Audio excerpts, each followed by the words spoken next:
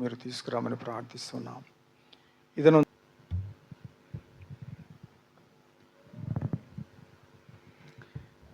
ప్రియులారా, ప్రభు మనకు అనుగ్రహించిన సమయాన్ని బట్టి ప్రభువుని ఎంతగానో స్తుతించబద్ధులమై ఉన్నాం. ప్రేమతో ఆహ్వానించిన స్థానిక సంఘానికి, ముఖ్యంగా పెద్దలు వీరాంజనేయులు అంకుల్ గారు, లేమన్ అంకుల్ గారికి, సంఘ ప్రియులకు, సహోదర సహోదరులకు, చేరి వచ్చిన వారికి ప్రభువును రక్షకుడైన యేసుక్రీస్తు వారి నామమున హృదయపూర్వకమైన ప్రేమ వందనాలు నేను తెలియపరుస్తున్నాను. దైవ గ్రంథము నుండి ఆదికాండం 22వ అధ్యాయం మొదటి 3 వచనాలు మనం చదువుదాం. ఆదికాండం 22వ అధ్యాయం మొదటి 3 వచనాలు. ఆ సంగతులు జరిగిన తరువాత దేవుడు అబ్రహామును పరిశోధించెను. ఎట్లనగా ఆయన అబ్రహామా అని పిలువగా అతడు చిత్తము ప్రభువా అనెను. అప్పుడు ఆయన, నీకు ఒక్కడైన నీ కుమారుననగా నీవు ప్రేమించు ఇస్సాకును తీసుకొని మోరియా దేశమునకు వెళ్ళి అక్కడ నేను నీతో చెప్పబో పర్వతముల్లో ఒకదాని మీద దహన బలిగా అతన్ని అర్పించమని చెప్పాను. తెల్లవారినప్పుడు అబ్రహాము లేచి తన గాడిదకు గంత కట్టి తన పనివారిలో 2 తన కుమారుడు ఇస్సాకును వెంటబెట్టుకొని దహనబలి కొరకు కట్టెలు చీల్చి లేచి దేవుడు తనతో చెప్పిన చోటికి వెళ్ళాను. చిన్న మాట మనము ప్రార్థన చేద్దాం. స్తోత్రార్హుడైన మా ప్రియ ప్రభువా, కరుణా సంపన్నుడా, మీ ఘనమైన శ్రేష్టమైన నామమును బట్టి వందనములు స్తోత్రం చెల్లిస్తూ మీ స్తుతిస్తూ ఉన్నాం. మీరు ఇచ్చిన గొప్ప రక్షణను బట్టి వందనాలు. చందానగర్లో మీ స్వరక్తం ఇచ్చుకున్న సంఘాన్ని బట్టి, సంఘము ద్వారా జరిగిస్తున్న మీ పనిని బట్టి స్తోత్రములు తండ్రి. సంఘం కూడుకోవడానికి గదినాల్లో తండ్రి ఒక ప్రియుల యొక్క గృహములో చేరి ఆరాధించగలిగారు. తిరుగా ప్రార్థించి కనిపెట్టిన రీతిగా విశాలమైన మందిరాన్ని మీరు అనుగ్రహించిన విధానం బట్టి వందనాలు. దాని వెనక మీ మెండైన కృప, ప్రియుల ప్రార్థన, ప్రయాస, పట్టుదల, కన్నీరు ఉన్నది. అందరిని బట్టి స్తోత్రములు. ఈ విధంగా సంఘాన్ని అంచెలంచెలుగా ఆశీర్వదిస్తూ ఉన్నారు. సరిహద్దులను విశాలపరుస్తున్నారు. గుడారపు తాళ్ళు దిట్టపరుస్తూ ఉన్నారు. అందును బట్టి వందనాలు. ఈ దినము రేపు జరిగే పరిచయ కొరకు ప్రార్థన చేస్తూ ఉండగా కనికరించమని, వర్షాలు మాకెంతో అవసరమై ఉండగా మీరు అనుగ్రహిస్తూ ఉన్నారు. అదే సమయంలో వాక్యము ద్వారా మమ్మల్ని తడపమని చేరువచ్చిన సహోదర సహోదరులను బట్టి స్తోత్రం చెల్లిస్తూ, ఇంతవరకు పాటల రూపంలో మిమ్మల్ని గానం చేయగలిగాం. మీ వాక్యాన్ని ధ్యానిస్తూ ఉండగా మాతో మీరు మాట్లాడమని, ఈ అల్పుడను మరుగుపరిచి మీ ఆత్మతో నింపి మీరే మహిమ పొందమని, వాక్యమైన యేసుక్రీస్తు ప్రభు నామమున స్తోత్రం చెల్లించి ప్రార్థించి అడిగి వేడుకుంటున్నాము తండ్రి. ఆమె. ప్రియులారా, అంకుల్ చెప్పినట్టుగానే గదినాల్లో మీ మధ్యకు రావడానికి ప్రభు కృపను అనుగ్రహించారు. అదే సమయంలో ఒక విశాలమైన మందిరం సిటీలో ఉండడం ఇదంతైనా సంతోషకరమైనటువంటి విషయం. అందులో దేవుని మహాకృప, అదే సమయంలో అనేక మంది సమర్పణ, ఆ త్యాగం, అందుని బట్టి ప్రభువును స్తుతిస్తూ ఉన్నాం. మీతో మరొకసారి సహవాసం చేయడానికి ప్రభువు తగిన సహాయాన్ని అందించారు. అందుని బట్టి దేవుణ్ణి ఘనపరుస్తూ ఉన్నాను. గత 2 దినాల్లోనే సిటీకి రావడానికి ఒక వివాహంలో నిన్న భరత్ నగర్లో కూడా పరిచయలో పాల్పొందట్లో ప్రభు సహాయం చేశారు. అందును బట్టి దేవుని స్తుతిస్తూ ఉన్నాను. మంచిది. ఈ యొక్క సమయంలో ఈ 2 దినాలు ఆరాధన యొక్క విశిష్టతను గురించి, అదే సమయంలో బలుల విషయమై ఒక తలంపు అందించాలని మీ మందు నేను నిలబడి ఉండగా దయతో నా కోసం కూడా ప్రార్థించాలని ప్రేమతో మనవి చేస్తూ ఉన్నాను. ఆదికాండం అనగానే అది ఉత్పత్తి పుస్తకం. ఆదికాండం అన్నిటికీ ప్రారంభ గ్రంథం ఆదికాండం. అందుకే ఆదికాండానికి దాదాపుగా 2450 సంవత్సరాల చరిత్ర ఆదికాండానికి ఉన్నది. అంటే దాదాపు 2500 సంవత్సరాల చరిత్ర ఆదికాండానికి ఉన్నది. ఆదికాండం ప్రతి దానికి ప్రారంభం. మానవుని యొక్క ప్రారంభం ఆదికాండంలోనే మనం చూస్తున్నాం. కుటుంబ ప్రారంభం ఆదికాండంలోనే. కొన్ని వ్యవస్థ, ఉద్యోగాలు, పనులు, విధానాలు మనం ఆదికాండంలో గమనిస్తూ ఉన్నాం. ఆదికాండం మానవుని యొక్క పతనం సూచిస్తూ ఉన్నది. పాప ప్రారంభం ఆదికాండంలోనే గమనిస్తూ ఉన్నాం. నిర్గమాకాండం అనగా ఎగ్జిట్ అని, ఎగ్జోడస్ అని. వారు ఐగుప్తు నుండి వారు ఇశ్రాయేలు జనాంగం వారు బయటికి వచ్చారు వాగ్దత్త దేశానికి. కాబట్టి నిర్గమాకాండం అనగా ఇశ్రాయేలు యొక్క నిర్గమమును గురించి వ్రాయబడినటువంటి పుస్తకం నిర్గమాకాండం. లేవియాకాండంలో ఆరాధన, అర్పణ, బలులు కనబడుతూ ఉన్నాయి. లేవియాకాండంలో ఆరాధన, అర్పణ, బలులు ఎక్కువగా వ్రాయబడి ఉన్నాయి. సంఖ్యాకాండం అనగా జనసంఖ్య 2 సార్లు లెక్కించబడింది. అది సంఖ్యాకాండం 1వ అధ్యాయంలో, సంఖ్యాకాండం 26వ అధ్యాయంలో. కాబట్టి జనసంఖ్య దేవుడే వారిని లెక్కించిన విధానం మనం చూడగలుగుతూ ఉన్నాం. అది సంఖ్యాకాండం. ద్వితీయోపదేశకాండం అనగా ఎవరైతే ఐగుప్తు నుండి వారు బయలుదేరి వచ్చారో వాగ్దత్త దేశానికి, అనేక మంది రాలిపోగా మిగిలిన కొత్తగా వచ్చినటువంటి సంతానానికి 2వ ఉపదేశంగా మోషే ద్వారా వారికి అందించబడింది. అందుకే దాన్ని ద్వితీయోపదేశం, 2వ ఉపదేశం అని మనం చూస్తూ ఉన్నాం. ఈ విధంగా 5 కాండాలు 5 రకాలుగా మనం చూడగలుగుతూ ఉన్నాం. ఆదికాండంలో 7 భక్తిపరులు, విశ్వాస వీరుల యొక్క విధానాలు, వారి విషయాలు మనం గమనిస్తూ ఉన్నాం. ఎక్కువగా ఆదికాండంలో 11వ అధ్యాయం ముగింపు నుండి 24వ అధ్యాయం లేదా 25వ అధ్యాయం ప్రారంభం వరకు అబ్రహాము యొక్క చరిత్ర ఆదికాండంలో ఉన్నది. ఈ ఆదికాండంలో అన్ని విషయాలు, అబ్రహాము యొక్క వివరాలు మనం ఎక్కువగా గమనిస్తూ ఉన్నాం. అలాగైనట్లయితే అబ్రహాముతోనే ప్రారంభించబడిన 5 విషయాలు ఉన్నాయి. దాదాపుగా 4 విషయాలు. వాటిలో అబ్రహాం విషయమై ఏం చెప్పబడిందంటే ఆదికాండం 14వ అధ్యాయం 13వ వచనం. ఆదికాండం 14:13 తప్పించుకొనిన ఒకడు వచ్చి హెబ్రీడైన అబ్రహాం. అంటే హెబ్రీడు అనే మాట మొదటిసారిగా అబ్రహాముకు ఉపయోగించబడింది అది ఆదికాండంలోనే. కాబట్టి హెబ్రీడు అనే మాట మొదటిసారిగా ఎవరికి ప్రస్తావించబడింది, ఎవరికి ఉపయోగించబడింది అని అంటే అబ్రహాం విషయంలో. హెబ్రీడైన అబ్రహాం. మెసొపొతేమియాలో ఊరు అనే స్థలంలో సూర్యదేవతను పూజిస్తున్నటువంటి అబ్రహాం యొక్క జీవితం, తాను నది దాటి వచ్చాడు. హెబ్రీడు అనగా దాటినవాడు అని అర్థం. నది దాటినటువంటి వాడు. అందుకే ఆ దేవుని గురించి స్టెఫెను అబ్రహాం విషయంలో జరిగిన విషయాన్ని జ్ఞాపకం చేశాడు. సంఘ చరిత్రలో మొదటి హతసాక్షి స్టెఫెన్. అపోస్తుల కార్యములు 7వ అధ్యాయం. అపోస్తుల కార్యములు 7వ అధ్యాయం 2వ వచనం. అందుకు స్టెఫెను చెప్పినదేమనగా, సహోదరులారా, తండ్రులారా వినుడి. మన పితరుడైన అబ్రహాము హారానులో కాపురముండక మునుపు మెసొపొతేమియాలో ఉన్నప్పుడు మహిమగల దేవుడు అన్నాడు. ఎందుకు ఈ మాట పరిశుద్ధాత్ముడు ప్రస్తావించాడు అంటే, మహిమగల దేవుడు అంటే సూర్యుని యొక్క మహిమ కన్నా ఈ దేవుని యొక్క మహిమ గొప్పది. అందుకే మహిమగల దేవుడు ఆయన, మామూలు దేవుడు కాదు. అబ్రహాము సేవించిన ఆ దేవుడు ఒకప్పుడు మహిమ కలిగిన వాడు కాదు. అబ్రహాము తర్వాత సేవించినటువంటి దేవుడు మహిమగలిగిన దేవుడు. ఆయన మహిమను గురించి పరిశుద్ధాత్ముడు స్టెఫెను ప్రసంగంలో వ్రాశాడు. మహిమగల దేవుడు అతనికి ప్రత్యక్షమయ్యాడు. సూర్యుని మహిమ తాత్కాలికమే.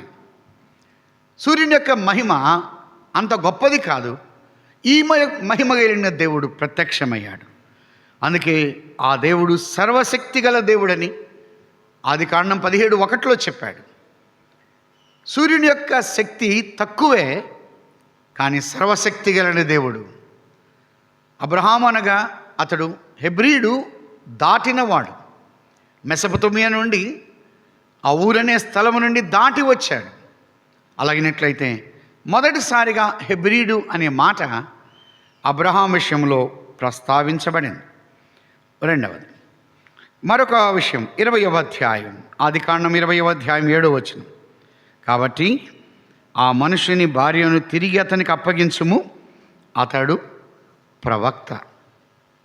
ప్రవక్త అనే మాట మొదటిసారిగా ఉపయోగించబడింది ఎవరికి?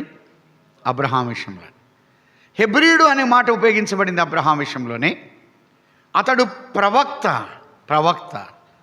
కాబట్టి అబ్రహాము ప్రవక్త అని ఉపయోగించబడింది. అంత మాత్రమే కాదు, 22వ అధ్యాయం, ఆదికాండం 22వ అధ్యాయం 2వ వచనం. అప్పుడు ఆయన, నీకు ఒక్కడైన నీ కుమారుని అనగా నీవు ప్రేమించు. ప్రేమ అనే మాట మొదటిసారిగా ప్రస్తావించబడింది 22వ అధ్యాయం 2వ వచనంలో. ప్రేమ అనే మాట మొదటిసారిగా ఇస్సాకు అబ్రహాము యొక్క విషయంలో ప్రస్తావించబడింది.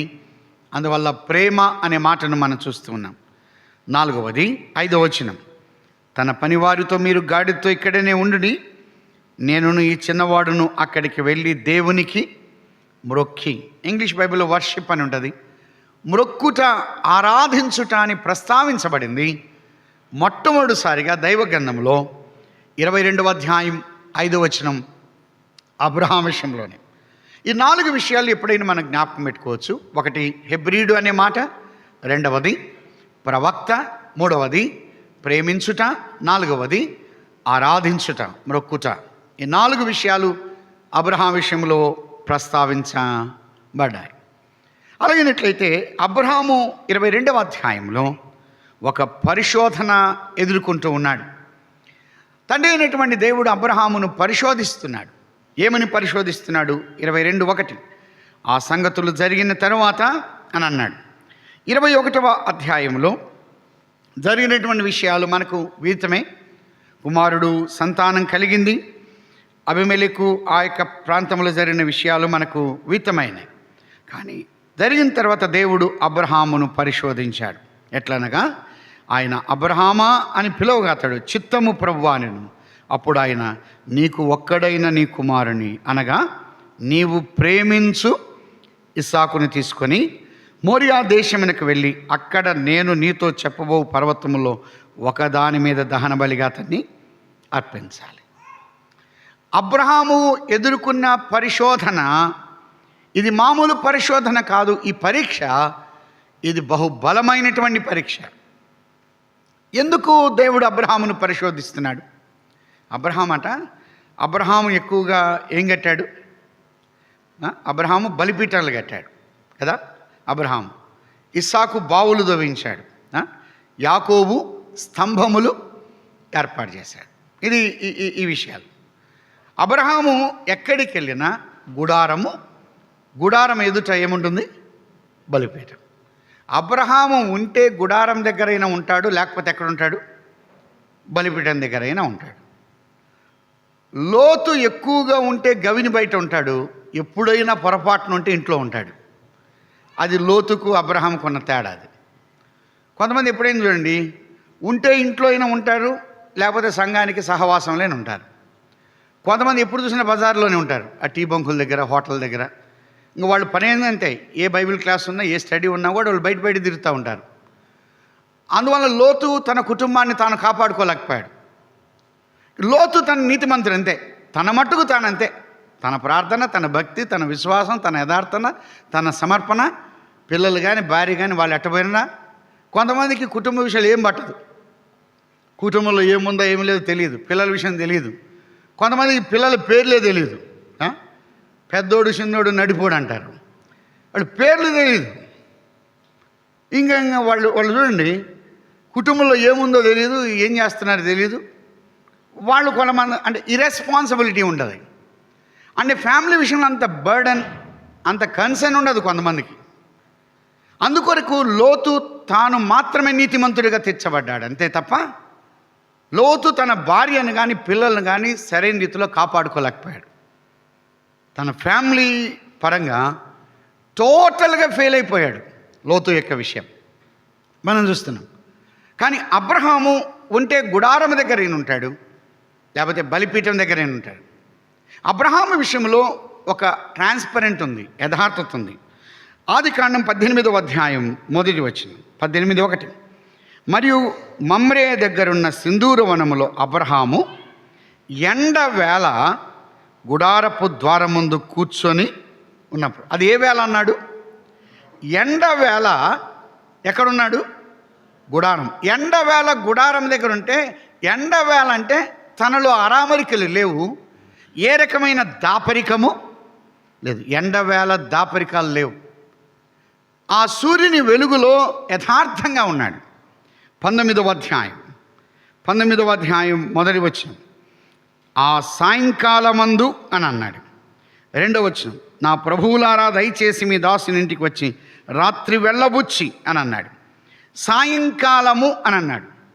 సూర్యుడు అస్తమిస్తూ ఉన్నాడు. అస్తమించే జీవితంలో లోతు యొక్క బ్రతుకు, లోతు యొక్క విధానాలు ఉన్నాయి. కానీ అబ్రహాము ఎండవేళ, తనలో దాపరికం ఏమి లేదు. లోతు సాయంకాలం చీకటి పడుతుంది, తనలో కొంత హైడ్నెస్ ఉంది, దాపరికాలు ఉన్నాయి, రహస్య జీవితం ఉన్నది, తనలో అంత యథార్థంగా లేదు. కొన్ని కుటుంబాలు యథార్థంగా ఉంటాయి, కొన్ని కుటుంబాలు దాపరికంగా ఉంటాయి, రహస్య జీవితం ఉంటుంది. కానీ అబ్రహాము యొక్క జీవితంలో రహస్య జీవితం లేదు. అలా అయినట్లయితే అబ్రహాము బలిపీఠం దగ్గర లేదా గుడారం దగ్గర ఉండేవాడు. కుమారుడు పుట్టాడు. కుమారుడు పుట్టగానే ఇప్పుడు ఏం చేశాడంటే, బలిపీఠ అనుభవం కొంత తగ్గింది, ఎక్కువగా సమయం ఎవరితో గడుపుతున్నాడు? కుమారుడితో గడుపుతున్నాడు. మీరు ఎప్పుడైనా గమనించండి, ఉద్యోగం రాలేదు ప్రార్థన చేయమంటారు, ఉద్యోగం వచ్చినాక నుంచి అది సుధా మీటింగ్లు మానేస్తారు, కూడికి రారు. పిల్లలు పుట్టలేదు ప్రార్థన చేయమంటారు, పిల్లలకి వెళ్ళినాక ఏంటమ్మా ఆదివారం రాలేదంటే పిల్లలన్నా మీకు తెలుసు కదా అంటారు. పళ్ళు మన మీదే వేస్తారు. ఎందుకని? ఏది ఇచ్చినా, ఇల్లు ఇస్తే ఇంటితో తృప్తి పడతారు, వాహనం ఇస్తే వాహనంతో తృప్తి పడతారు, పిల్లలు ఇస్తే పిల్లలతో తృప్తి పడతారు. ఉన్న వాటితో అంటే ఇచ్చిన వాటితో తృప్తి పడి ఇచ్చిన ప్రభువును చాలాసార్లు మర్చిపోతున్నాం. ప్రభు మనకై ఏమైతే ఇచ్చాడో వాటితోనే సంతృప్తి పడుతున్నాం, ఇచ్చిన ప్రభువును మర్చిపోతున్నాం. అబ్రహాము ప్రభువును ప్రేమిస్తున్నాడు, కానీ ఇంతకుముందు ప్రేమించినంతగా ప్రేమించలేకపోతున్నాడు. ఇంతకుముందు ప్రేమించలేకపోతున్నాడు. ప్రభు యొక్క స్థానం ఎవరికిచ్చినా ఆయన సహించేవాడు కాదు. ప్రభు యొక్క స్థానం ఎవరికిచ్చినా ఆయన సహించేవాడు కాదు. ప్రభువును ఆయనకి ఇవ్వాల్సిన స్థానం, ఆయనకి ఇవ్వాల్సిన విలువ ఆయనకి ఇవ్వాలి. ఆయనకున్న సమయము, సామర్థ్యత, సత్తువ ఆయనకి ఇవ్వాలి. ఆయనకి ఇవ్వకపోతే ఆయన సహించడు, ఆయన ఓర్చుకోలేడు. ఇది చాలా కష్టమైనటువంటి విషయం. ఆయనను కాదని వేరే వారిని ప్రేమిస్తే, వారు ఎవరైనా కావచ్చు, ఆయన వెంటనే ఇన్వాల్వ్ అవుతున్నాడు. సోదరుడు సోదరి, ఒక పరీక్ష, లేకపోతే మనం ఆలోచన చేద్దాం. ప్రభువా, మీకు ఇవ్వవలసిన స్థానం నా జీవితంలో నేను ఎక్కువగా దేనికి ఇస్తున్నాను? పిల్లలక, ఉద్యోగానిక, ఇంటిక, వాహనానిక, మనకున్న కంఫర్ట్స్కా, మనకున్న విధానాలక? ఆయనకి ఇవ్వాల్సిన ప్రయారిటీ, ఆయనకి ఇవ్వాల్సిన స్థానం, ఆయనకి ఇవ్వాల్సిన ప్రాధాన్యత నా జీవితం నేను తగ్గిస్తున్నానా? నా వ్యక్తిగతంగా ఖర్చు పెట్టేదానికన్నా ప్రభు ఖర్చు పెట్టే విధానంలో నేను కొరబడి ఉన్నానా, వెనకున్నానా? ఈ విషయమై ఆలోచన చేయాలి. అయితే వెంటనే అన్నాడు, అందుకన్నాడు, నీ కుమారుణ్ణి అంటే ఖచ్చితంగా అబ్రహాం ఎవరినిచ్చేవాడు? ఎవరినిచ్చేవాడు? ఇష్మాయిల్నిచ్చేవాడు. కానీ ఇక్కడ స్పెసిఫిక్గా ప్రభు పర్టికులర్గా మాట్లాడుతున్నాడు. ఏమన్నా అంటే, నీకు ఒక్కడయ్యున్న నీ కుమారుడు అని అనగా నీవు ప్రేమించు ఇస్సాకు. అంటే నీవు నన్ను ప్రేమిస్తావా, నీ కుమారుణ్ణి ప్రేమిస్తావా? ఈరోజు తేలిపోవాలి మన జీవితంలో అంతే. ప్రభువును మనం ప్రేమిద్దామా, మనకున్న వాటిని మనం ప్రేమిద్దామా? కానీ అబ్రహాము పరిశోధనలో నిలిచాడు, పరిశోధనలో గెలిచాడు. వాస్తవానికి దైవ గ్రంథం ప్రకారం ఎవరిని దేవుడు దహన బలిగా కోరడు. కానీ అబ్రహాము కుమారుని తీసుకుని వెళ్ళాడు, బలిపీఠం కట్టాడు. కానీ ఇక్కడ లేదు. కానీ హెబ్రీ పత్రికలో తేటగా ఉంది, ఉపమాన రూపకంగా అతడు బలి అర్పించాడు, పూర్తిగా చేశాడని. దహన బలి అర్పించట కొరకై అబ్రహాము సిద్ధపడి వెళ్తున్నాడు. మంచిది. ఈ దహన బలి యొక్క వివరాలు క్రొత్త నిబంధనలో ఉన్న క్రీస్తు ప్రభువులో ఉన్న పోలికలు కొన్ని విషయాలు నేను చెప్పి మనం ముందుకు దాటి వెళ్దాం. లేవియాకాండం గదినాల్లో డివైన్ లైట్కి వచ్చినప్పుడు నైవేద్యం గురించి మాట్లాడడం జరిగింది. లేవియాకాండం మొదటి అధ్యాయం మొదటి వచనం, యెహోవా మోషేను పిలిచి ప్రత్యక్షపు గుడారములో నుండి అతనికి ఇలాగ సెలవిచ్చెను, నీవు ఇశ్రాయేలుతో ఇట్లనుము, మీలో ఎవరైనాను యెహోవాకు బలి అర్పించినప్పుడు గోవుల మందల్లో నుండి కానీ, గొర్రెల మందల్లో నుండి కానీ, మేకల మందల్లో నుండి కానీ దాన్ని తీసుకొని రావాలి. లేవియాకాండంలో ఆరాధన అర్పణ బలులు కనబడుతున్నాయి. లేవియాకాండం మొదటి అధ్యాయం దహన బలి, అది ఎప్పుడైనా గుర్తుపెట్టుకుందాం. మొదటి అధ్యాయం దహన బలి, రెండవ అధ్యాయం నైవేద్యము, మూడవ అధ్యాయం సమాధాన బలి, నాలుగవ అధ్యాయం పాప పరిహారార్థ బలి, ఐదవ అధ్యాయం అపరాధ పరిహారార్థ బలి. మరొకసారి, మొదటి అధ్యాయం దహన బలి, రెండవ అధ్యాయం నైవేద్యము, మూడవ అధ్యాయం సమాధాన బలి, నాలుగవ అధ్యాయం పాప పరిహారార్థ బలి, ఐదవ అధ్యాయం అపరాధ పరిహారార్థ బలి. ఒకటి రక్తము లేని అర్పణ, అది నైవేద్యము, అది రెండవ అధ్యాయం. అది గోధుమ పిండిదై ఉండవలెను అని రాయబడింది. అది రెండవ అధ్యాయం నైవేద్యం. అయితే ఈ 5 బలుల్లో లేకపోతే 5 అర్పణలు 5 కీర్తనలు సూచిస్తూ ఉన్నాయి. దహన బలి అనేది 40వ కీర్తన సూచనగా ఉన్నది. ఎప్పుడైనా గుర్తుపెట్టుకుందాం, 40వ కీర్తన మన ప్రభు అయినటువంటి యేసు క్రీస్తు వారు ఆయన దహన బలి యొక్క సమర్పణ జీవితానికి సూచనగా ఉన్నది.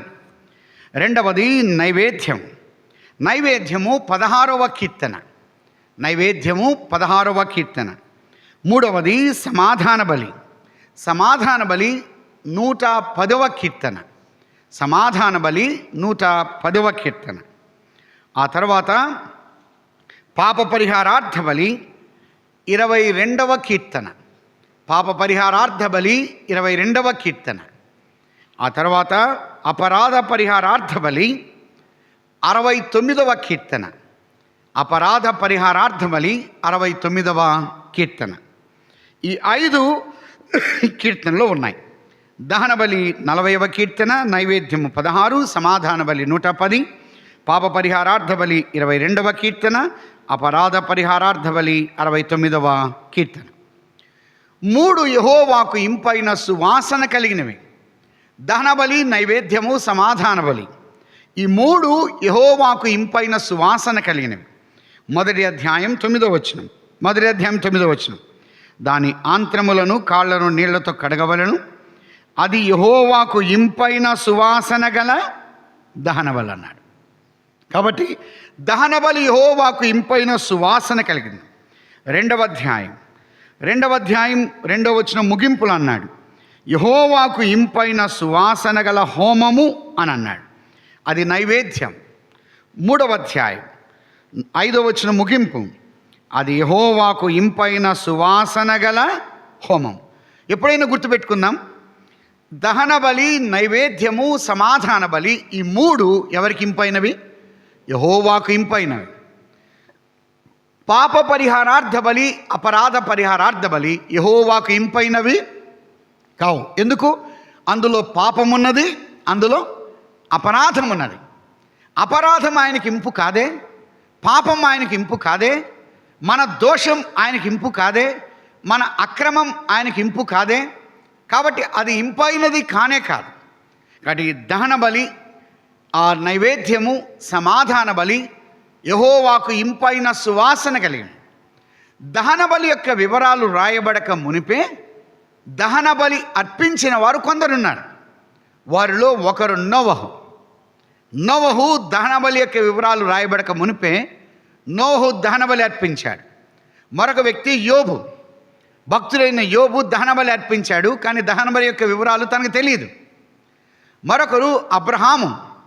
అంటే ఈ ముగ్గురు కూడా పరిశుద్ధాత్మ చేత దహన బలి యొక్క వివరాలు వారి హృదయాల్లోనే రాయబడి ఉన్నాయి. వారు దహన బలి చదవకుండానే వారు దేవునికి దహన బలి అర్పించారు. నోవహు, యోబు, అబ్రహాము ఈ ముగ్గురు కూడా దహన బలి యొక్క వివరాలు రాయబడక మునిపే దహన బలి అర్పించినటువంటి వారు. దహన బలి పీఠం దగ్గర 3 ముఖ్యంగా జరుగుతాయి. ఆ 3 ఏంటో ఆదికాండం 22వ అధ్యాయంలో కూడా మనకు చూడగలుగుతున్నాం. నిర్గమాకాండంలో 20వ అధ్యాయం దహన బలిపీఠం దగ్గర ఆయన ఏం చేస్తాడు? 20వ అధ్యాయం 24వ వచనం, మట్టి బలిపీఠమును నా కొరకు చేసి దాని మీద నీ దహన బలులను, సమాధాన బలులను, నీ గొర్రెలను, నీ ఎద్దులను అర్పింపవలను. నేను నా నామమును జ్ఞాపకార్థముగా ఉంచు ప్రతి స్థలములో నీ యొద్దకు వచ్చి నిన్ను ఆశీర్వదించు. అంటే దహన బలిపీఠము దగ్గర ఏమున్నది? ఆశీర్వాదం ఉన్నది. ఇంకేమున్నది? నిర్గమాకాండం దహన బలిపీఠం దగ్గర ఆశీర్వాదం ఉన్నది. 29వ అధ్యాయం 42వ వచనం, నిర్గమాకాండం 29:42, ఇది యెహోవా సన్నిధిన సాక్ష్యపు గుడారం యొక్క ద్వారమునొద్ద మీ తరతరములకు నిత్యముగా అర్పించు దహన బలి. నీతో మాట్లాడుటకు నేను అక్కడికి వచ్చి మిమ్మును కలిసి కొందునన్నాడు. ఇక్కడ 3 విషయాలు మొత్తం గమనిస్తున్నాం. ఒకటి, దేవుడు కలుసుకునే స్థలం దహన బలిపీఠం. రెండవది, ఆయన మాట్లాడే స్థలం దహన బలిపీఠం. మూడవది, ఆయన ఆశీర్వదించే స్థలం దహన బలిపీఠం. అది 22వ అధ్యాయం ఆదికాండంలో ఖచ్చితంగా అబ్రహాం విషయంలో జరిగింది. అబ్రహామును దేవుడు ఎక్కడ కలుసుకున్నాడు? బలిపీఠం దగ్గర కలుసుకున్నాడు. ఆ మోరియా దేశంలో ఎత్తైన పర్వతం మీద ఆయన కలుసుకుంటున్నాడు అబ్రహాము తన ప్రియ కుమారుడు బలిపీఠం మీద ఉంచబడ్డాడు. బలిపీఠం మీద ఉన్నప్పుడు అబ్రహాము కత్తి చేత పట్టుకోబోతున్నాడు. అప్పుడు ఆయన కలుసుకుంటున్నాడు. కాబట్టి అబ్రహామును కలుసుకున్నటువంటి స్థలం దహన బలిపీఠం. అప్పుడు దేవుని యొక్క స్వరాన్ని అబ్రహాము దహన బలిపీఠం దగ్గర విన్నాడు. అబ్రహామా, అబ్రహామా అని దేవుని యొక్క స్వరాన్ని విన్నాడు అబ్రహాము దహన బలిపీఠం దగ్గర. మూడవది, దహన బలిపీఠం దగ్గర దేవుడు అబ్రహామును ఏం చేస్తున్నాడు? ఆశీర్వదిస్తున్నాడు. అందుకే ఆదికాండం 22వ అధ్యాయంలో ఆ మాట మనం చూస్తున్నాం. ఆదికాండం 22వ అధ్యాయం 10వ వచనం, అప్పుడు అబ్రహాము తన కుమారుని వధించుటకు తన చెయ్యి చాపి కత్తి పట్టుకొనగా యెహోవా దూత, ఆయన యొక్క ఇన్వాల్వ్మెంట్, ఆయన ప్రమేయం జరుగుతుంది. ఆయన తట్టుకోలేకపోయాడు. ఆ అబ్రహాము చేసే కార్యాన్ని ఆయన తట్టుకోలేకపోయాడు. ఆయన యెహోవా దూత. చాలా సందర్భాల్లో దూత అని, నిచ్చెన అని, రాయి అని, మన్నా అని మన ప్రభు అయినటువంటి యేసుక్రీస్తు వారు సూచనగా ఉన్నది. ఆయన కలుసుకున్న స్థలం. అబ్రహామా, అబ్రహామా అని పిలుస్తున్నాడు. అబ్రహాముతో మాట్లాడుతున్నాడు. ఆ ఎత్తైన పర్వతం మీద భార్య మాట్లాడినప్పుడు, కుమారుడు మాట్లాడినప్పుడు, పనివారు లేనప్పుడు, ఎవరు మాట్లాడినప్పుడు అబ్రహాము ఎవరి స్వరం వింటున్నాడు? దేవుని స్వరాన్ని వింటున్నాడు. ఆ వృద్ధాప్యములో, ఆ నిండు వృద్ధాప్యం, ఆ భక్తిపరుడు, ఆ విశ్వాస యోధుడు, ఆ ప్రార్థనాపరుడు దేవుని యొక్క స్వరాన్ని వింటున్నాడు. అబ్రహామా, అబ్రహామా అని. అంత మాత్రమే కాకుండా అక్కడ ఏం చేస్తున్నాడు? 22వ అధ్యాయం 17వ వచనం, నేను నిన్ను ఆశీర్వదించి. అక్కడ ఏం చేస్తున్నాడు? ఆశీర్వదిస్తున్నాడు.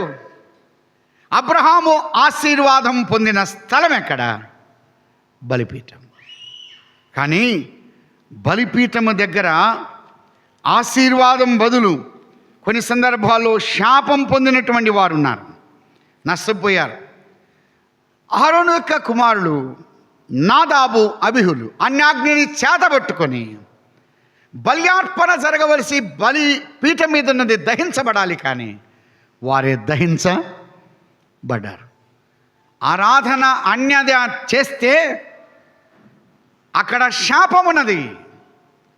సరైన కోణములో ఆయన ప్రమాణములో ఆరాధన జరిగితే అక్కడ ఆశీర్వాదం ఉన్నది.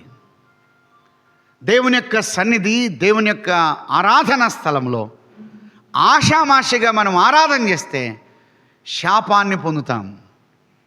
ఆయన కోణములో మనము ఆరాధన చేసినట్లయితే ఆశీర్వదించబడతాం. అయితే బలిపీఠం దగ్గర 3 ఉన్నాయి.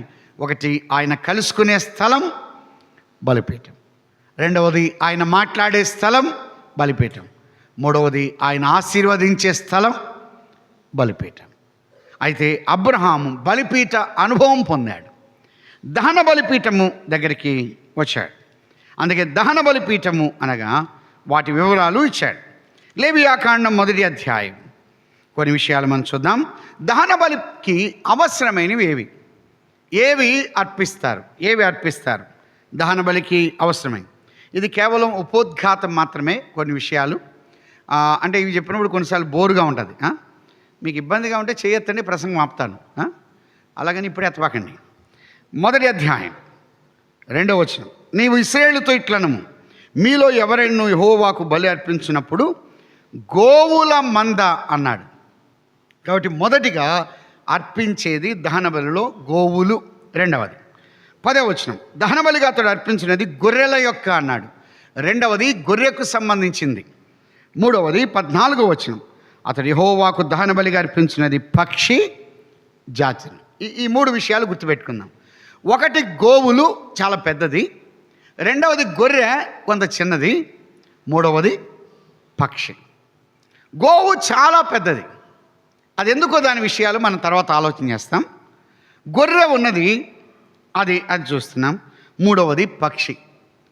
ఎప్పుడైనా బల్యార్పణ కొరకు సాధు జంతువులే తప్ప అడవి జంతువులు కాదు, వైల్డ్ యానిమల్స్ అనేది లేవు. దహన బలికి ఉపయోగించబడేవి సాధు స్వభావము కలిగినవి మాత్రమే తప్ప క్రూర స్వభావము కలిగినవి లేదు. ఎలుగుబంటి కానీ, సింహాన్ని కానీ, పులిని కానీ, ఏనుగుని కానీ పెట్టామనుకో ఎగిరిపడిద్ది. అది పొడిసిద్ది, అంటే అది ఎదురుగి. అందుకే ప్రభువున్న ఈ దహన బలిలో క్రీస్తు ప్రభు యొక్క స్వభావం ఉన్నది. అంత మాత్రమే కాదు, దహన బలి ధ్యానం చేస్తుండగా నీ యొక్క స్వభావం, నా స్వభావం కనబడుతుంది. సంఘములో మనము సాధు స్వభావం కలిగి ఉండాలి, కానీ క్రూర స్వభావం కలిగి ఉండకూడదు. క్రూర స్వభావం కలిగిన వారు ఆయనకు మనకు చెందిన వారము కానే కాదు. సాధు స్వభావం కలిగినవి మాత్రమే ఉండాలి. క్రూర స్వభావం, ఎదురు తిరిగే లక్షణాలు, ఎదురు తిరిగే విధానాలు, తన్నేవి, పొడిసేవి, కొట్టేవి ఇవి ఉండకూడదు సంఘాల్లో. అవి ఉంటే ప్రమాదమే. అటువంటి లక్షణాలు ఉండకూడదు. అవి క్రీస్తు ప్రభువులో, గోవులో కానీ, గొర్రెలో కానీ, పక్షిలో కానీ క్రీస్తు ప్రభు కనబడుతున్నాడు. అవి సాధు జంతువులై ఉండాలి. దానబలి అర్పించేది మొత్తము అర్పించాలి, ఏది యాజకునికి చెందకూడదు, మొత్తము ఆయనకే అర్పించాలి. నిర్గమాకాండం 29వ అధ్యాయం 18వ వచనం. నిర్గమాకాండం 29:18, బలిపీఠం మీద ఆ పొట్టేలంతయు దహింపవలెను, అది యెహోవాకు దహనబలి. కాబట్టి ఈ అర్పించే అర్పణ మొత్తము దహించాలి. కాబట్టి దహన బలి అనేది అంతా ఎవరికి చెందుతుంది? దేవునికి చెందుతుంది, యాజకునికి చెందదు. చర్మము తీసివేయబడిన తర్వాత అది దేవునికి మాత్రమే చెందాలి, ఎవరికి చెందకూడదు. గోవులు అని మొదటిది చెప్పాడు. కాబట్టి పొట్టేలు అంతా దహించాలి, గోవు అంతా దహించాలి, పక్షి అంతా దహించాలి. నైవేద్యం అలా కాదు. నైవేద్యం అనేది అది యేసుక్రీస్తు ప్రభువారు ఈ లోకములో సంచరించి జీవించిన జీవితం సంపూర్ణమైనటువంటి సేవా జీవితానికి సాదృశ్యంగా ఉన్నది. నైవేద్యము గోధుమ పిండితో చేయాలి. గోధుమ అనేది ఐశ్వర్యవంతులు తినే ఆహారం. మన ప్రభు ఐశ్వర్యవంతుడు. అందుకు ఆయన గోధుమ పిండి వలె చేయబడ్డాడు. ఆయన సేవా వివరాలు నైవేద్యములో మనం చూస్తున్నాం. అందుకన్నాడు ప్రభు యొక్క భూలోక పరిచర్య నైవేద్యములో కనబడుతూ ఉన్నది. కానీ దహన బలిలో సంపూర్ణముగా సమర్పించబడిన క్రీస్తు ప్రభు వారు కనబడుతున్నారు. ఏది తనది కాదు. దహన బలి అంటే మరొక విషయం, వాలంటరీగా చేయడం. నా అంతటి నేనే, ఫోర్స్తో కాదు, ఒత్తిడితో కాదు, ప్రెజర్స్తో కాదు, బలవంతంతో కాదు, ఎవరో చెబితే కాదు, నా అంతటా నేను దహన బలి అర్పించాలి వాలంటరీగా. ప్రభు నమ్మినటువంటి మన జీవితాలు అంతే. రోమీలకు రాసిన పత్రిక 12వ అధ్యాయం మొదటి 2 వచనాలు. రోమీలకు రాసిన పత్రిక 12వ అధ్యాయం మొదటి 2 వచనాలు. కాబట్టి సహోదరులారా, పరిశుద్ధమును దేవునికి అనుకూలమైన సజీవ యాగముగా మీ శరీరములను ఆయనకు సమర్పించుకొనడని దేవుని వాత్సల్యమును బట్టి మిమ్మల్ని బతిమాలుచున్నాను. ఇట్టి సేవ మీకు యుక్తమై ఉన్నది అని అన్నాడు. అంటే సజీవ యాగముగా మన శరీరాలు సమర్పించుకోవాలి. పాత నిబంధనలో దహన బలి చంపి అర్పిస్తారు.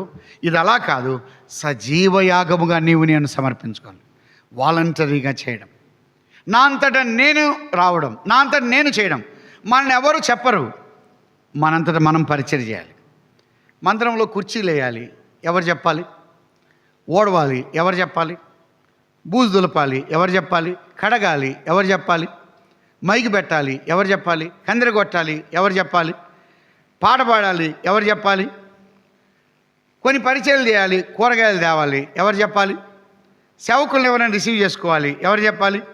కొంతమంది ఎవరైనా చెప్తేనే చేస్తారు. కానీ వాలంటరీగా చేయడం, వాలంటరీగా. మీరు ఎప్పుడైనా గమనించండి, మందిరంలో గ్లాస్ పడి ఉంటుంది, ఒకరికి కనబడిద్ది, ఒకరికి కనబడదు. అదే గ్లాసు ఎవరికి కనబడిద్ది? పని చేసేవాళ్ళకి కనబడిద్ది, పని చేయని వాళ్ళకు కానీ అది తొక్కుంటానే పోతూ ఉంటారు. కానీ మీరు ఎప్పుడైనా కొంతమంది చూడండి, ఈ కుర్చీలు ఎందుకు ఇట్టేశారంటారు, ఈ మైక్ ఎందుకు ఇట్ట పెట్టారంటారు. అందరూ అడిగేవాళ్ళే, చేసేవాళ్ళు ఎవరు? అందరి కోసం చేసేవాళ్ళే. ప్రభుదాసంగులో ఒకసారి నేను నంద్యాలలో చదువుతున్నప్పుడు సెమినార్ ఎక్కువగా హాజరయ్యేవాడిని. ఆయన మీటింగ్స్ అప్పుడు డ్రమ్ము అడుగుతున్నారు. డ్రమ్ము అడుగుతుండే అన్నాను, అంకుల్ చెప్పొచ్చు కదంటే, ఇది చెప్పి చేపించుకునేది కాదు, చూసి నేర్చుకునేది అన్నాడు. అని ఆయన ఎవరికి కూడా ఇది చేయని అండు. ఆయన ఉద్దేశం ఏంటంటే అందరూ చేయమంటారు, చేసేవాళ్ళు ఎవరు? చాలాసార్లు మీరు ఎప్పుడైనా గమనించండి, మనం వచ్చి ఈ కుర్చీలు ఎవరండి ఇట్ట పెట్టారు, ఈ మైక్ ఎవరండి ఇట్ట పెట్టారు, అసలు ఈ స్టాండ్ ఎందుకండి ఇట్ట పెట్టారు అని అందరూ అడిగేవాళ్ళే, క్వశ్చన్ చేసేవాళ్ళే. పెట్టేవాళ్ళు ఎవరు? చేసేవాళ్ళు ఎవరు? కానీ వాలంటరీగా ఈ ప్రభువు యొక్క పరిచర్య నా అంతటా నేను చేయాలి. ఎవరో చెప్తే చేసేది కాదు. కాబట్టి పెద్దలు వచ్చి చెప్పాలి అంతవరకు కాదు. కుర్చీలు వేసే పని అది మా మీటింగ్ ఉంది, అది ఏర్పాటు చేయాలి. మంచినీళ్ళు అవసరం, అది ఏర్పాటు చేయాలి. అంటే వాలంటరీగా నా అంతటా నేను పరిచర్య చేయాలి. అది సమర్పణ జీవితం. యేసుక్రీస్తు ప్రభువారు అప్పగించిన పనిలో తనంతటా తానే ఇన్వాల్వ్ అయ్యాడు. ఎవరో ఒత్తిడి చేస్తే కాదు, ఎవరో ఫోర్స్ చేసేది కాదు. స్తుతులు చెల్లించాలి, ఎవరో చెప్తే స్తుతులు చెల్లించడం కాదు. కొన్నిసార్లు ఎవరైనా ప్రార్థన చేయాలి విజ్ఞాపనలో, ఎవరో విజ్ఞాపనలో ప్రార్థన చేయమని చెప్తే కాదు. నా అంతటా నేను ఇంతకాలం అయింది, ఇంకా స్తుతులు చెల్లించలేకపోతున్నాను. ఇన్ని సంవత్సరాలు అయింది, ఇంకా నేను పరిచయం ఇన్వాల్వ్ కాలేకపోతున్నాను. కొన్ని స్థలాల్లో చూడండి, కంజర కొట్టు అంటే కొడతారంతే, లేకపోతే కూర్చొని ఉంటారు. అలా ఉండకూడదు. పాట జరుగుతుండగా వెంటనే వచ్చి ఇన్వాల్వ్ అయిపోవాలి. మనల్ని ఎవరు స్పెషల్గా పిలవరు. పరిచయం ఇన్వాల్వ్, ఇది నా పని, ఇది దేవుని పని. వాలంటరీగా దేవుని పనిలో అయినా సమయం ఖర్చు పెట్టే విషయంలో, సొత్తు ఖర్చు పెట్టే విషయంలో, సామర్థ్యత ఖర్చు పెట్టే విషయంలో, నా శక్తిని ఖర్చు పెట్టాలి, నా సమయాన్ని ఖర్చు పెట్టాలి, నాకున్న వనరులను వసతులను ఖర్చు పెట్టాలి. నాకు వాహనం ఉంది, ఖర్చు పెట్టాలి. నాకు కొన్ని గృహం ఉంది, ఖర్చు పెట్టాలి దేవుని పని కొరకై. అయితే ఇది వాలంటరీగా చేయడం, నా అంతటా నేను జరిగించడం. ఆదివారం ఉంది, స్తుతులు చెల్లించాలి. మనకెవ్వరు చెప్పరు, మనం చేయాలి. మనంతటా మనం ప్రార్థన చేయాలి, విజ్ఞాపన మనంతటా మనం చేయడం. కొంతమంది చూడండి, ఎన్ని సంవత్సరాలైనా అట్లే ఉంటారు. వారు ప్రార్థన చేయరు, వారు ఆరాధనలో స్తుతులు చెల్లించరు, విజ్ఞాపనలో మాట్లాడరు, ఆరాధనలో మాట్లాడరు, సువార్తకు వెళ్తే సువార్త చెప్పలేరు, పత్రిక పంచలేరు. ఎందుకు? ఎన్ని సంవత్సరాలైనా అట్టే ఉంటారు. కానీ వాలంటరీగా నా అంతటా నేను ఈ పరిచర్యలో ఇన్వాల్వ్ అవ్వాలి, దేవుని యొక్క పనిలో ముందుకు సాగాలి. ఒకసారి ఒక అమ్మాయి నీళ్ళలో పడి కొట్టుకుపోతుంటే రక్షించండి రక్షించండి అన్నారు. ఏ ఒక్కరు రక్షించాల. ఒక యవనస్తుడు వెళ్ళి దూకి ఆ అమ్మాయిని నీళ్ళ నుండి ఒడ్డుకు తీసుకొచ్చాడు. వాళ్ళందరూ వచ్చాయా, నువ్వే కానీ లేకపోతే మా అమ్మాయి చచ్చిపోయేది, నువ్వు చేసిన సహాయానికి నిండా వందనాలయ్యా అని అంటే ఆ యవనస్తుడు అన్నా అంట, నన్ను ముందు నీళ్ళలోకి ఎవడు నెట్టినోడు చెప్పండి అన్న అంట. అంటే తనంతట తను పడలా, నెడితే పడ్డాడు. కొంతమందిని నెట్టాలి, పాట పాడమని నెట్టాలి, వాక్యం చెప్పమని నెట్టాలి. ఒక కారు ఎప్పుడు నెడతాం? దాని సెల్ఫ్ ఆగిపోయినప్పుడు నెడతాం. నెడితే ఇక్కడ నుంచి అక్కడికి వెళ్ళి మళ్ళీ నెట్టాలి. కొంతమంది లైఫ్ లాంగ్ నెట్టాలి, 30 సంవత్సరాలు ఏంది నెట్టాలి, 40 సంవత్సరాలు నెట్టాలి. బ్రదర్ విజ్ఞాపన ఇప్పుడు కాదంటారు, ప్రార్థన చేయండి ఇప్పుడు కాదంటారు, సువార్త చెప్పండి ఇప్పుడు కాదంటారు, పత్రిక పంచండి ఇప్పుడు కాదు అంటారు. ఎప్పుడన్నా అడగండి, 40 సంవత్సరాలు వచ్చిన 50 సంవత్సరాలు ఇప్పుడు కాదంటారు. ఇంకెప్పుడు? నా అంతటా నేను పరిచర్యలో ఇన్వాల్వ్ అవ్వాలి. దహనబలి అనగా నా స్వచ్ఛందంగా చేయడం, ఆ పరిచర్యలో స్వచ్ఛందంగా నేను పాలు పొందడం. ఎవరు నాకు చెప్పరు. ఎవరు ఎప్పుడైనా ఏనాడైనా సేవలో పరిచర్యలో మందిర సంబంధం విషయంలో ఎవరో చెప్పేంత వరకు కాదు, నా అంతటా నేను పరిచర్య చేయడం. ఆకుబిడి వెళ్తే ఒక అబ్బాయి ఉన్నాడు. అబ్బాయి 9th క్లాస్ అవుతున్నాడు. అరో మీటింగ్స్ అప్పుడు పైన ఉన్నప్పుడు అక్కడున్న సంఘ పెద్ద నుంచి అడుగుతున్నాడు, అంకుల్ నేను ఏం చేయమంటారు అని 5 గంటలకు వచ్చి అడుగుతున్నాడు. ఆ అబ్బాయి 5 గంటలకు వచ్చి అన్ని పనులు చేస్తాడంట, మైక్ పెడతాడు, అన్నీ చేస్తాడు, వేడి నీళ్ళు తెచ్చిచ్చాడు, మాకు అన్నీ చేశాడు. ఆ సంఘ పెద్ద అన్నారు, బ్రదరు ఈ యవనస్తుడు వచ్చి అన్ని పరిచర్యలు ఇన్వాల్వ్ అవుతాడు, ఒక్కడే చేస్తాడు, ఎవ్వరు చెప్పరు. వాళ్ళ అమ్మ అంటది, రే నాయనా నువ్వు పోయి మందిరంలో ఏ పని ఉంటే చెయ్యి అని అంటారు. ఈ దినాల్లో మనవాళ్ళు చాలామంది అంటారు, రే మందిరానికి బాబాకండి చేయబాకండి పరిచర్యకు, వాళ్ళు చూసుకుంటారులే, మనకెందుకు వాళ్ళే చూసుకుంటారు అని ఆపేవాళ్ళు ఉన్నారు. మనం ఆపుతున్నామంటే ఆశీర్వాదాలు ఆపినట్టే. దేవుని సన్నిధికి ప్రోత్సహించడమే. ఆ దినాల్లో పరిచర్యకు ప్రోత్సహించినటువంటి తల్లిదండ్రులను బట్టి ఈ దినాల్లో ఉండగలుగుతున్నాను తప్ప, ఆ దినాల్లో కానీ మమ్మల్ని ప్రోత్సహించకపోతే మేము కూడా ఇటు ఉండేవాళ్ళం కాదు. చాలాసార్లు దేవుని యొక్క మందిర పనిచి పరిచర్య శుభ్రం చేయాలి, కడగాలి, అంట్లు దోమాలి, ఎన్నో పనులు ఉంటాయి. వీటన్నిటి విషయం ఎవరు చెప్తారు? నా అంతటా నేను చేయడం. అంకుల్ ఏమైనా పని ఉందా, ఆంటీ ఏమైనా పని ఉందా, ఏదైనా పరిచర్య ఉందా, నా వల్ల నేనేం చేయాలి, నా అంతటా నేను ఇన్వాల్వ్ అవ్వడం, నా అంతటా నేను ఈ పరిచర్యలో నేను పాలిభాగం పొందడం. ఎవరు చెప్పక్కర్లేదు. అయితే దహన బలి అది స్వచ్ఛందంగా అర్పించే అర్పణ. ఎవరితో ఫోర్సుతో కాదు, బలవంతంతో కాదు, ఇష్టపూర్వకంగా చేసేది. ఇష్టపూర్వకంగా చేసేది. పౌలు అంటాడు, నేను ఇష్టపడి చేసినట్ల నాకు జీతము ఉన్నది. ఇష్టపడి చేస్తే చాలు, కష్టంతో కాదు, బలవంతంతో కాదు. ఎప్పుడు చూసినా కనపడినప్పుడల్లా ఓడవమంటారు. నేను ఒక్కదాన్నే కనపడ్డానా అనుకుంటారు కొంతమంది. నేను ఒక్కనే కనపడ్డాను, ఎప్పుడు చూసినా కూరగాయలు తెమ్మంటారు, అసలు కనబడకుండా ఉంటే మంచిది కదా అని. అలాంటి వాళ్ళు కొంతమంది ఉన్నారు.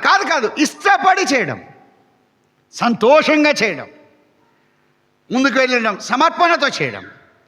అలా అయినట్లయితే దహన బలిలో ఇష్టపూర్వకంగా చేసేది, వాలంటరీగా చేయడం, నా అంతటా నేను చేయాలి, ఇష్టపూర్వకంగా చేయాలి. అయితే ఒకటి ఆయన మెచ్చే రీతిలో మనం చేయాలి. దహన బలిలో మొదటిగా ఉపయోగించేవి అవి సాధు జంతువులు అని అన్నాడు. అవి సాధు గోవు అన్నది అది చాలా పెద్దది, గొర్రె. ఈ 3 కూడా యేసుక్రీస్తు ప్రభు యొక్క ఆయనలో ఉన్నటువంటి గుణగణాలు తెలియపరుస్తున్నాయి. ఒకటి, గోవు అనేది ఆయన సేవకత్వానికి సాదృశ్యం. రెండవది, గొర్రె అనేది ఆయన సాత్వికత్వానికి సాదృశ్యం. మూడవది, పక్షి అనేది ఆయన పరిశుద్ధత, ఆయన పైనున్నవాడు, ఇంకా కొన్ని ఉన్నాయి దానికి సాదృశ్యం. వాటిని ఆలోచన చేస్తాం. గోవు అనేది ఆయన సేవకత్వానికి సాదృశ్యం. ఆయన సంపూర్ణమైనటువంటి సేవకుడు. దహన బలి అనగా ఓలా అంటారు. హెబ్రీ భాషలో అది పైకి ఎగసేది అని దాని భావం. ఓలా అంటే పైకి ఎగసుట అని దాని భావం. వీటి విషయం సీనాయి పర్వతం మీద దేవుడే మోషేకు సెలవిచ్చాడు. లేవియాకాండం 7వ అధ్యాయం 37, 38 వచనాలు. లేవియాకాండం 7వ అధ్యాయం 37, 38 వచనాలు. ఇది దహన బలి గూర్చియు అపరాధ పరిహారార్థపు నైవేద్యమును గూర్చి, పాప పరిహారార్థపు బలిని గూర్చి, అపరాధ పరిహారార్థ బలిని గూర్చి, ప్రతిష్ఠితార్పణమును గూర్చి, సమాధాన బలిని గూర్చి చేయబడిన విధి. ఇశ్రాయేలు యెహోవాకు అర్పణములను తీసుకొని రావాలనని సీనాయి అరణ్యములో ఆయన ఆజ్ఞాపించిన దినమున యెహోవా సీనాయి కొండ మీద మోషేకు అలాగుననే ఆజ్ఞాపించెను. ఈ మాట మనం చూస్తున్నాం. సీనాయి కొండ మీద ఆయన ఆజ్ఞాపించిన మాట ప్రకారం అలాగు చేస్తూ వచ్చారు. 7వ అధ్యాయం 37, 38 వచనాలు మనం చూస్తున్నాం. అలాగినట్లయితే ఈ 3 రకాలైనటువంటి జీవులు దహన బలికి అవసరమై ఉన్నాయి. అవన్నీ మన ప్రభు అయినటువంటి యేసు క్రీస్తు వారి యొక్క గుణగణాలు సూచిస్తున్నాయి. ఆయన దహన బలి పీఠం మీదకి వచ్చాడు. కొరింథీయులకు రాసిన మొదటి పత్రిక 5వ అధ్యాయం 7వ వచనం. కొరింథీయులకు రాసిన మొదటి పత్రిక 5:7. మీరు పులిపిండి లేనివారు గనుక క్రొత్త ముద్ద అవుటకై ఆ పాతదైన పులిపిండిని తీసి పారవేయడు. అంతేకాక క్రీస్తు అను మన పశువు వధింపబడెను అని అన్నాడు. మన ప్రభు అయినటువంటి యేసు క్రీస్తు వారు ఆయన వధించబడినటువంటి పశు. అలాగెట్లయితే మన ప్రభు వాలంటరీగా ఆయన బలపీఠం మీదకి వచ్చాడు. ఆయన నీ కొరకు నా కొరకు వధించబడ్డాడు. ఎలా వధించబడ్డాడంటే తండ్రి ఇష్టమైన రీతిలో వధించబడ్డాడు. దహన బలిపీఠంలో ఒక ముఖ్యమైన విషయం గుర్తుపెట్టుకోవాలి. మన ఇష్టం కాదు. ఎవరిష్టం? దేవుని ఇష్టం. నా ఇష్టం అనేది లేనే లేదు. నా తలంపు, నా ఇష్టం కాదు. అది దేవుని ఇష్టం నెరవేర్చాలి. అంటే మన ఇష్టాన్ని చంపుకోవాలి, దేవుని ఇష్టము నెరవేర్చబడాలి. యోహాను సువార్తలో 8వ అధ్యాయం 29వ వచనం. యోహాను సువార్త 8:29. నన్ను పంపినవాడు నాకు తోడయున్నాడు, ఆయనకిష్టమైన కార్యం నేను ఎల్లప్పుడూ చేయదును కనుక ఆయన నన్ను ఒంటరిగా విడిచిపెట్టలేదు. యోహాను సువార్తలోని నా ఇష్టము నెరవేర్చుకొనుటకు నేను రాలేదు. ఒక విషయం గుర్తుపెట్టుకుందాం. దహన బలిలో మన ఇష్టం కాదు. ఎవరిష్టం? దేవుని ఇష్టం. దేవా, నా పట్ల నీ ఇష్టమేంటి? నా కుటుంబం పట్ల మీ ఇష్టమేంటి? అందుకే అన్నాడు యేసుక్రీస్తు ప్రభు, తండ్రి నీకు ఇష్టమైతే, నీ చిత్తమైతే ఈ గిన్నె నా యుద్ధ నుండి తొలగించు. యెషయాగన్న 53:10 అన్నాడు, అతన్ని నలుగొట్టకు యెహోవాకి. కుమారుడా, ఆ గిన్నె తీసివేయడం నాకు ఇష్టం కాదు. ఆ గిన్నెలోనిది ఆ చేదు త్రాగడమే నా ఇష్టం. అయితే నీకు ఇష్టమైన కార్యం నేను ఎల్లప్పుడూ చేస్తా. నీకు ఇష్టమైన కార్యం నేను ఎల్లప్పుడూ చేస్తా. నీకు ఇష్టమా? ఒకవేళ ఉమ్మివేతలు నీకు ఇష్టమా? అయితే నేను అలాగనే. పిడిగుద్దులు ఇష్టమా? అవమానం, అపహాస్యం, ఎగతాళి ఇష్టమా? నేను ఇలా కొట్టబడడం నీకు ఇష్టమా? లూకాసు వార్తలో ఒక మాట ఉంది. పిలాతు అక్కడున్న ప్రజలకు ఇష్టమైన రీతిలో ఆయన్ను కొట్టడానికి అప్పగించాడంట. మీకు ఎట్లా నచ్చితే అలా కొట్టండి అన్నాడు. నిజంగా మాట 4 సువార్తల్లో, లూకాసు సువార్తలో మాట చూస్తాం. మీకు ఇష్టం, మీకు ఎలా నచ్చితే అలా కొట్టండి. మీకు ఎట్లా కంఫర్ట్గా ఉంటే అలా కొట్టండి. మీకు ఏ విధంగా ఇష్టంగా ఉంటే, మీకు ఎలా సంతోషంగా ఉంటే అలా కొట్టండి. తండ్రి ఇష్టాన్ని నెరవేర్చాడు. తండ్రి ఇష్టాన్ని నెరవేర్చడంలో అవమానం ఉన్నది, అపహాస్యం ఉన్నది, ఎగతాళి ఉన్నది, హేళన ఉన్నది, రక్తము ధారలుగా కార్చబడింది. తన యొక్క ప్రియ కుమారుడు అందరి ముందు అవమాన పాలవుతున్నాడు.